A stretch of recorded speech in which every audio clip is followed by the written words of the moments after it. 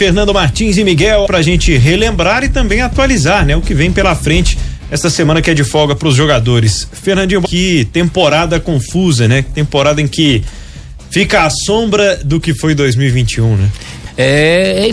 Ótima definição, temporada confusa, né? Porque a gente começou a temporada vendo o Atlético com um novo treinador, né? Turco Mohamed, e sendo campeão diante de um Flamengo, né? Um time forte do Flamengo na Supercopa do Brasil.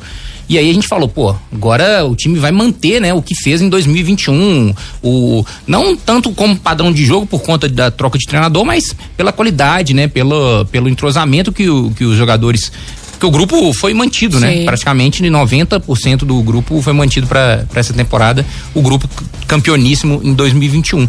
Só que aí a gente viu o contrário, né? A gente viu o time passando tempo e se tornando cada vez mais pragmático, mais conhecido pelos adversários, frágil, o time não conseguia sair das dificuldades, né? Não conseguia mostrar algo novo nas mãos do turco, a pressão foi aumentando, a torcida também cobrando, né, melhores resultados, porque vem de uma temporada espetacular. Então acho que tudo isso influenciou, o Cuca voltou, né, ao Atlético, não conseguiu ser o salvador da pátria como ele achava que ele seria, né? Porque foi em outras oportunidades. Jogo, né, de Libertadores, quase que eles queriam que ele salvasse a pátria, uma coisa quase impossível. Exatamente, foi só na base da conversa, né? Não teve nem treinamento basicamente para montar aquela equipe. O Atlético até jogou bem, né? Naquele primeiro tempo contra o Palmeiras, o Atlético chegou a fazer 1-0 no primeiro tempo, depois abriu 2-0 no segundo e aí sucumbiu aí ao empate que foi lá no Allianz Parque. Outro empate com 2 jogadores a mais, né? Isso aí que realmente ficou uma mancha. Ficou uma mancha complicada e o Atlético foi eliminado nos pênaltis. Quis o destino que tenha caído no pé do Rubens, que foi uma boa revelação do Atlético na temporada, né? Ele não tem culpa de nada, mas colocar um menino pra bater a gente tava até discutindo isso na Copa do Mundo, né? Isso aí a gente sempre vai discutir.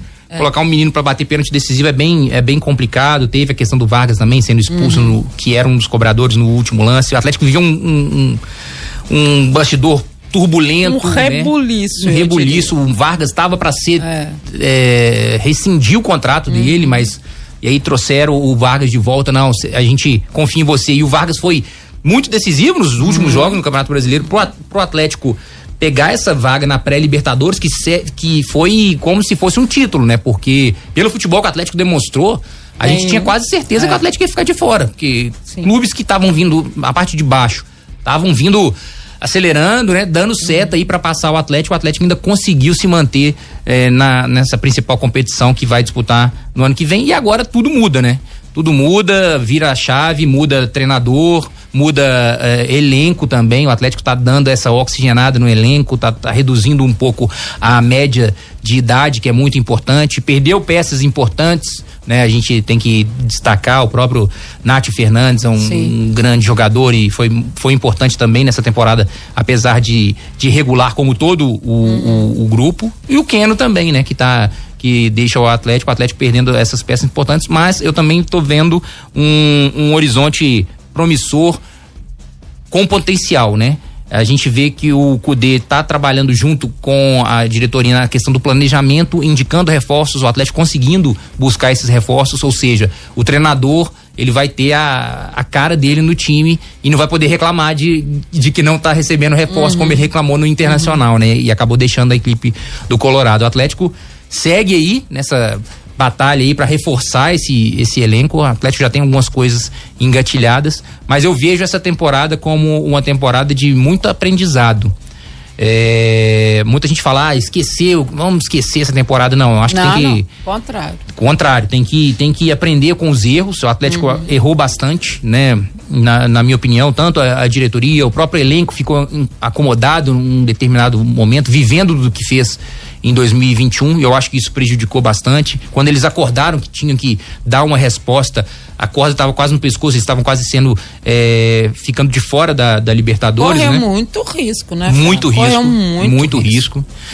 Então eu acho que realmente foi uma temporada confusa, mas que o Atlético precisa ter tirado alguns aprendizados aí em termos de planejamento, né? Porque a gente buscou um treinador que foi a quinta opção lá atrás, quando o Cuca deixou o comando.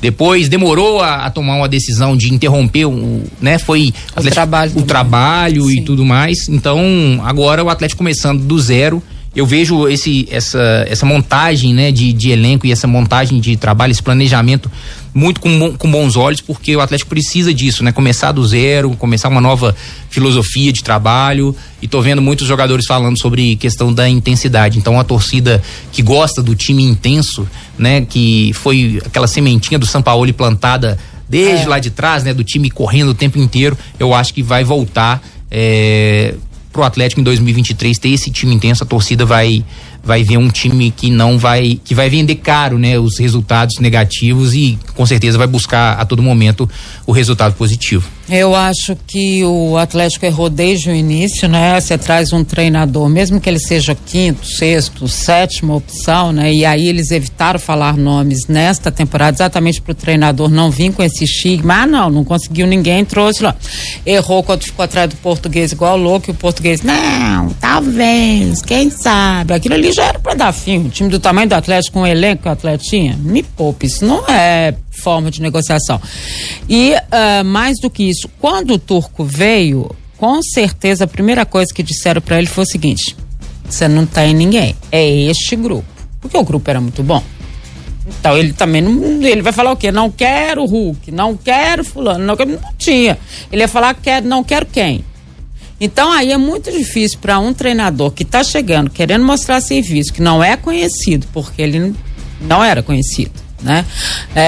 E aí ele não pode nem empreender um esquema dele, tanto que se você pegar todas as entrevistas do Turco iniciais, vou dar continuidade ao trabalho vencedor do Cuca. Isso não existe, gente. Ninguém dá continuidade ao trabalho de ninguém, porque cada trabalho é um trabalho. Então acho que ali começou toda a confusão do Atlético, e obviamente naquilo, quem tá ganhando, tudo vai dando certo. Quem não tá ganhando, aparece oposição, aparece falta de dinheiro, aparece tudo, porque tudo vem à tona, né? Tudo começa a aparecer. Não tem como outra forma de lidar com isso. E acho que isso foi muito prejudicial ao Atlético, para um time que parecia ter um grupo de trabalho muito bom entre eles. E na verdade a gente ficou sabendo que não era. Né? Tinha atrito, tinha problema, tinha gente que não gostava de fulano, de ciclano. Não que eu acho que todo mundo é anjo, todo mundo se ama perfeitamente. Isso não existe no futebol, 40 pessoas. Nem todo mundo gosta de todo mundo. Né? E aí as coisas foram acontecendo, né? Vieram as competições. E uma outra coisa também que eu acho que o Rodrigo foi muito feliz numa entrevista aqui no programa que ele falou, foi a questão da Libertadores, né? O Atlético entrou para ganhar a Libertadores, ao contrário do que ele fez em 21, que ele buscava todas as competições. E principalmente o brasileiro. O brasileiro, ele se dividiu ali, né? E acabou indo bem em todas. Porque, né? Se você for analisar, o brasileiro, ele te norteia no ano inteiro, né? Exato. Se você tá bem no brasileiro. É a maior competição. Exatamente. Então, se você tá bem no brasileiro ali, fatalmente você vai estar bem nas outras competições. Tranquilo. Então, o Atlético. Que é o que aconteceu com o Palmeiras. Né? E foi muito importante o Rodrigo ter tocado nesse assunto, porque ele admitiu, né? Ele admitiu. De repente, o nosso erro foi esse mesmo, ter ficado obcecado pela Libertadores. Não, é Libertadores, canalizado tudo ali na Libertadores, esqueceram as outras competições, e realmente a gente viu o que aconteceu, né? O Atlético saiu da Libertadores, desmanchou o time. Desmanchou mesmo, fez ninguém jogava nada. Derreteu, né? O famoso derreteu. Né? Contusão, e aí problema, fulano não dava bem. Tanto que na chegada do Cuca já se falava que ele não dava bem com tal jogador. Todos os jogadores se perguntavam, todos os jogadores ligaram para ele e pediram para ele voltar. Teve jogador até que falou, não, eu não liguei. Né? Então, assim, tudo começou ali, né? Aí já começaram a aparecer as questões financeiras, né? Muito importante destacar isso. Muito importante, a oposição, né? Sim, brigas políticas internas. Teve eleições. Um time. Teve eleições que no país e que realmente desviaram um pouco o foco, né? Das pessoas que gerem o Atlético também. Porque cada um tava para um lado. Claro, sem dúvida. E isso tudo reflete, né, Dimara? Isso tudo reflete dentro do clube. Quando é aquilo, o trabalho tem que ser de união, né? Unificado, né? Então, quando quando os resultados não acontecem, aí surgem isso e isso vem à tona, né? E aí isso acaba tomando uma proporção muito maior do que realmente ela até seja de fato. Mas o Atlético aí segue, né? Nos próximos dias aí a gente deve ter novidades, né? O Atlético segue aí nessa batida de contratações para reforçar o elenco, perdeu jogadores importantes, como eu disse, mas também tá trazendo jogadores importantes. Bruno Fux, que jogou com o Kudê, o próprio Edenilson, que para mim foi uma contratação muito boa. Que também jogou pro Kudê. E tem o Patrick também. Aí que é a diferença, tá vendo? Quando o Kudê chegou, em relação ao que o Turco chegou, não. O Kudê pôde mexer no time, né? Eu quero fulano, ciclano, beltrano, que eu conheço, que trabalha comigo. Eu não sou favorável a que o treinador seja o definidor, porque ele vai embora e fica aí todo mundo e ninguém sabe o que faz com o cara. Mas neste momento, 2 ou 3 falando que o Atlético já ia oxigenar, por que não trazer aquilo que realmente é o que o treinador pediu? Exatamente. Né? Então, exatamente. E as conversas com São Paulo estão adiantadas, né? O Atlético vai comprar os direitos do Patrick, e aí tá essa definição de seja de 8 milhões de reais ou 10 milhões de reais, tá o acordo tá nesse sentido, né? De fechar, né? Bater o martelo na questão de valor. E o Igor Gomes, que é um jogador que o Atlético já assinou pré-contrato, ele termina o contrato dele em março. O Atlético, obviamente, quer que ele se apresente já na próxima segunda-feira na Cidade do Galo. O que tá pegando é que o São Paulo, para liberar, ele quer uma porcentagem. E essa porcentagem não vai vir repassada do Atlético, vai vir repassada do próprio jogador, né? Isso, então o staff parte dele, da parte dele. Então o staff do jogador tá discutindo com o São Paulo para ver qual é a porcentagem, né, que vai passar pro São Paulo manter, porque é um jogador de 23 anos, jogador que participou das categorias de base da seleção, né? O Atlético que nesse mercado tá indo buscando jogadores de seleção, né? O Bruno Fux, o próprio Paulinho, né? E tem o Edenilson também, e agora o Igor Gomes também, que também é um jogador selecionável, digamos assim. Então, o Atlético rejuvenescendo o elenco, formando um time que tem uma cara do Kudê, com jogadores que a pedido do treinador, o Atlético está conseguindo se reforçar nesse sentido, muito naquela base de jogador em fim de contrato. A demanda mesmo de dinheiro mesmo que o Atlético vai colocar vai ser o dinheiro que vai entrar por conta das vendas de Keno, as vendas de Rafael, né? Sim. Também. Então o Atlético de fato não vai colocar a mão do Nath Fernandes, né? Também, que vem uma coisa. Então o Atlético não vai colocar aquela mão no bolso, né? Vai repassar o que receberia, porque realmente o Atlético não tem esse poder de investimento agora para fazer, e aí por isso que tá tentando aí transformar esse processo de SAF aí o quanto antes, que provavelmente por volta de março deve ter uma definição total e a votação do Conselho. Processo importantíssimo, né, pro Atlético se reerguer financeiramente e tentar continuar o bom projeto esportivo que a gente tem visto, né, que eles estão batalhando para ser efetivado. De destaque final do Galo, Fernando Martins e Miguel.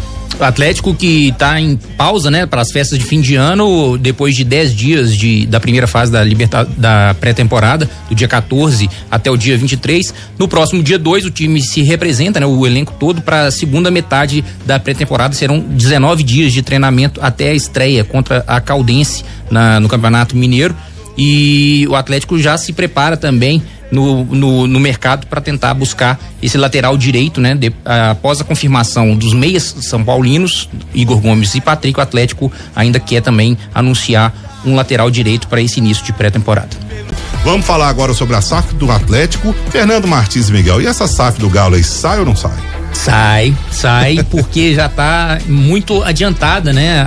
As conversações, inclusive já existe uma proposta que a gente chama de proposta não vinculante, só pro ouvinte entender o que seria essa proposta não vinculante. É o investidor, ele coloca no papel tudo aquilo que ele pretende, né? Olha, eu quero investir vamos supor, 1 bilhão no seu clube, esse valor vai ser investido assim, assado, né?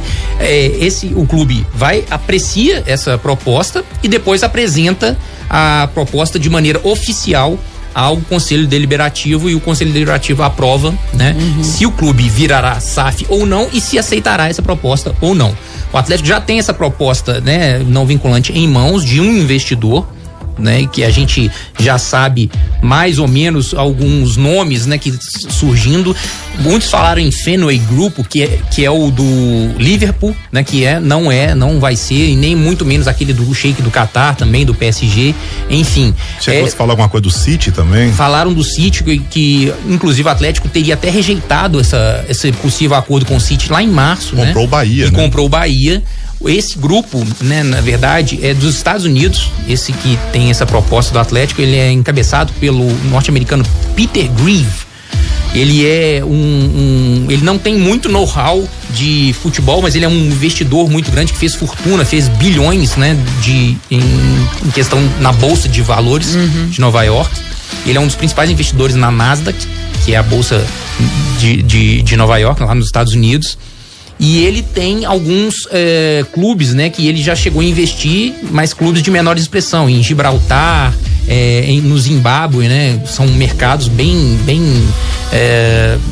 médios para baixo, né? Medianos para baixo. Mas o que a gente sabe é que o Atlético venderia essa 50 mais 1, né? 50% mais 1 das ações. Tentaria ficar com 30% e os outros 20% seriam para algum dos 4 R's, que a gente já tinha aí vale a gente isso. explicar, né, Fernando? Por que 30%? Esse 30% ficaria com o Atlético Associação, para que os conselheiros não perdessem o poder, como aconteceu mais ou menos com o Cruzeiro, isso, né? Ou seja, o conselho continuaria tendo uma validade, uma né? validade, vamos assim colocar, entre aspas. E no caso de ficar, existe essa possibilidade de que os 4 R's fiquem aí com uma outra fatia, mas isso também só acontecerá se o conselho fizer a solicitação. Por exemplo, porque o que está acontecendo? O Bruno Musi, que é o CEO, ele tem tido várias conversas com grupos de conselheiros para explicar isso e tudo mais.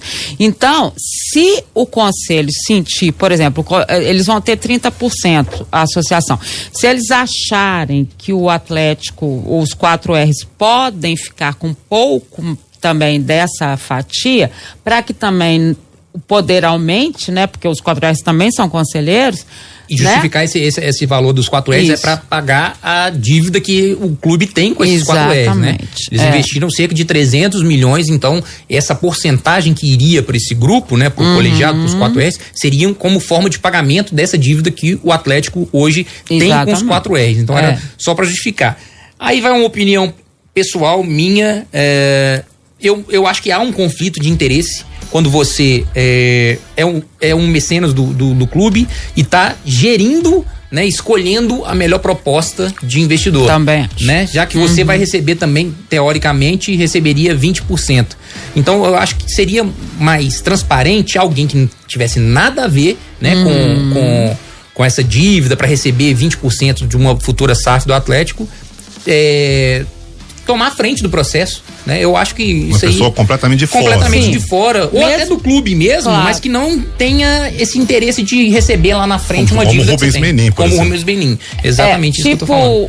O Bruno Musi continuar como um CEO, seria mais ou menos essa ideia. Admar Oliveira vai lá, compra o clube e entrega o clube, a administração do clube, na verdade, na mão do Fernando Martins Miguel. De um CEO. Então, você é o meu cara aqui dentro, você vai tomar conta aí e pronto, acabou. Exatamente, mas o pessoal entender. Tem que ver como é que vai ser a relação, nesse caso, da Admar Oliveira com complicado. Os R lá. Tá, você vai dar 50 mais 1 pro investidor, você vai ficar com 49, não é isso? Isso. Aí esses 49, 30% é da associação. E esses e o restante 19 seria aí dos 4 R's que podem formar uma empresa, né? Ou dividirem essa cota entre eles. Na verdade, esse restante é do clube, né? E o clube está sendo gerido por eles, então não é que no final dá a mesma coisa, né? É por isso que eles falam que isso aí precisa da aprovação do conselho, e por isso que o conselho eles estão explicando todo. O que é preciso entender é o seguinte: o Atlético tem hoje uma dívida de mais de 1,3 bilhão. Ok, é muito alto. Sabe quanto que essa dívida gera por ano de juros? 150 milhões. Você já pensou que o Atlético está perdendo com isso? E já pensou como é que vai entrar um investidor no clube? E para liquidar isso, como é que vai ser essa negociação? Só vai entrar para liquidar isso. Sim, eu quero comprar o clube, mas você tem uma dívida astronômica. E aí? Nós vamos abater essa dívida? E aí, o que está entrando agora nessa questão da proposta, né? O Atlético arrendar ou alugar a Arena MRV para o investidor, no caso, para a SAF, né? Então, seria mais ou menos isso. Com o Atlético alugando, teoricamente, a SAF, a Arena MRV para a SAF, o Atlético receberia, né, esse aluguel, digamos assim, e conseguiria pagar essa dívida, tanto a dívida onerosa quanto a própria dívida real. Mas ele vai alugar o espaço para a SAF? Seria o Atlético. A administração vamos lá, a Arena, que seria a administração do Atlético, né, com o seu CEO e tal, vai ser administrado pela SAF. Como a SAF, aí que tá a questão, por isso que se fala em colocar um CEO. Se for um CEO, é o próprio conselho e tal que vai administrar. Se o investidor bater o pé e quiser que a administração seja dele, a administração é dele. Essa questão que tá pegando também.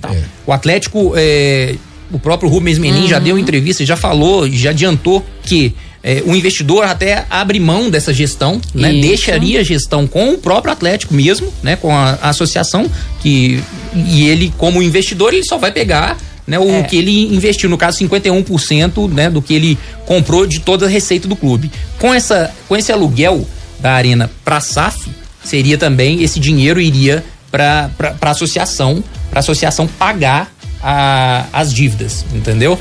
Então, assim, ainda tem muita coisa, muita areia para ser parada. E a cidade do Galo também. E a cidade do Galo também. O que significa que necessariamente esses ativos imobiliários, vamos lá, o estádio e a cidade do Galo, eles seriam incorporados nessa SAF, mas não é que eles seriam donos, só as receitas e despesas que ficariam com eles. Exato. Deu para entender? Sim. Deu. Agora, em meio a isso tudo, além desse imbróglio aí da SAF, o Atlético vive uma briga política enorme, que obviamente respinga uma coisa na outra. Muito, né? Muito, respinga muito, porque ameaças de processo, ameaças de paralisação do processo. O Atlético, no caso, vamos colocar, atual gestão, tá tocando, né? Tá tocando o processo SAF e já tá trabalhando com a possibilidade de já apresentar esse projeto da SAF com apreciação e votação do conselho já para março. Quer entrar na inauguração da Arena já com o investidor, já tudo pronto, o Atlético já se transformado em SAF. O Atlético vai tocando como se nada tivesse acontecido. Como se nada tivesse acontecido. Porém, a gente sabe, a gente está acompanhando, e o torcedor também que está acompanhando aí os bastidores do Atlético, sabe que um ex-presidente do Atlético e ex-prefeito de Belo Horizonte, Alexandre Calil, com uma rusga, né, contra o atual presidente do Conselho do Atlético, Ricardo Guimarães. Eles têm uma briga política já que vem há algum tempo.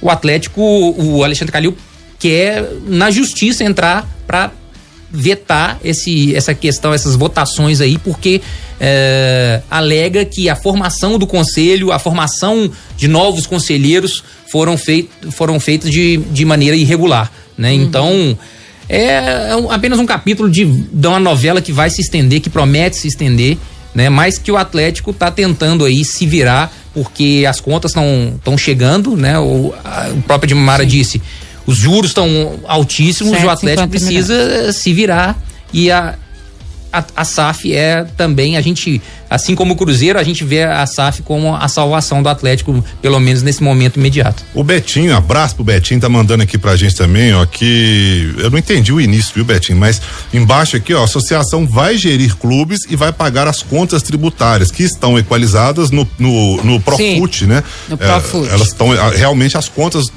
a dívida do Atlético está sendo equalizada, está sendo rolada, fortuna, né? Que a gente está falando aqui, pois 150 milhões. E existe uma possibilidade também de que, por exemplo, o CT, que é a Cidade do Galo, e o estádio também não sejam incluídos nessa SAF. E que o Atlético possa fazer a mesma coisa. Que a gente está falando aqui. De dar para outra empresa que não tem nada a ver com a SAF gerir tanto a Arena quanto a Cidade do Galo e aí ganhar dinheiro de outro lado também. Pode acontecer também. Então é uma série de situações que, na verdade, a definição passa pelo conselho. Tanto que o Rubens Menin falou que até agora eles detectaram 4 conselheiros que são contra a SAF. Não sei se é só isso. Pelo que a gente ouve falar. Depende do conselheiro que é contra também, desses 4 aí, né? Pois é. Que dependendo dos 4, tudo, né? E que eles têm conversado individualmente com esse conselheiro tentando mudar isso. Mas, de tudo que eu já li da SAF do Atlético, ainda acho muito complicado do conselho entender de uma forma assim geral, sabe como? É muitas possibilidades de votação. Então, o que é mesmo? Eles vão ter que sentar e vou resolver aqui, é assim, e botar pra votação, porque se eles botarem 4 opções, meu filho, vai um pro lado, outro pro outro, não sei pra onde aí. Certo que a SAF tem um prazo até... Eles têm um cronograma, na verdade, tem um cronograma. Janeiro, concluir as diligências e confirmar os valores da venda. Para apresentar pro conselho, né? Fevereiro ou março, apresentar a proposta pro conselho avaliar. Então eles vão ter que sentar agora em janeiro e achar o então negócio. Fevereiro ou março para avaliar. Agora para votar, já tem a votação? Já. O Atlético já quer, na inauguração da Arena, já quer que já esteja votada a SAF.